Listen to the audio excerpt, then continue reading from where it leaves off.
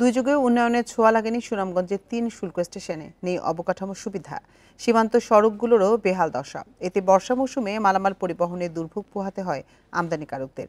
এছাড়া অফিস, আবাসন কিংবা বিশ্রামের ব্যবস্থা না থাকায় আগ্রহ হারাচ্ছেন অনেক ব্যবসায়ী ও বিনিয়োগকারী প্রতিষ্ঠান। বড়ছড়া, চারাগাঁও, বাগলি, সুনামগঞ্জের তাহিরপুর উপজেলার ৩ শুল্ক স্টেশন। এগুলো দিয়ে প্রতি বছর ভারত থেকে কয়লা ও চুনাপাথর আমদানি করে ১৫০ থেকে ২০০ কোটি টাকা রাজস্ব পায় সরকার।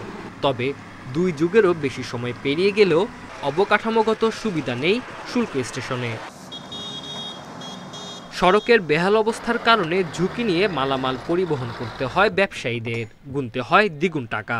এছাড়া আবাসন বা বিশ্রামাগার না থাকায় অনেক বিনিয়োগকারী প্রতিষ্ঠানও আগ্রহ হারাচ্ছেন। ক্ষমতাচ্যুত আওয়ামী লীগ সরকারের আমলে উন্নয়ন থেকে বঞ্চিত ছিল শুল্ক স্টেশনগুলো। বাংলাদেশের বিভিন্ন প্রান্ত থেকে যে পার্টিগুলো আসে কয়লা নেওয়ার জন্য, ওনারা আয়সা এখানে থাকার ব্যবস্থা নাই, আসার জন্য রাস্তার ব্যবস্থা নাই। সবচেয়ে বড় সমস্যা হলো রাস্তার। ব্যবসার পরিধি বাড়াতে এই ৩টি শুল্ক স্টেশনের রাস্তাঘাট ও অবকাঠামোর উন্নয়ন করলে রাজস্ব বৃদ্ধির পাশাপাশি এলাকার আর্থসামাজিক উন্নয়ন হবে বলছেন ব্যবসায়ীরা।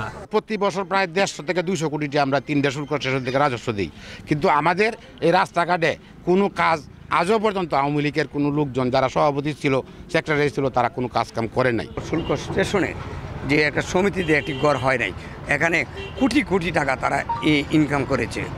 অবকাঠামোর উন্নয়ন বিষয়ে কথা বলতে রাজি হয়নি জেলা প্রশাসক।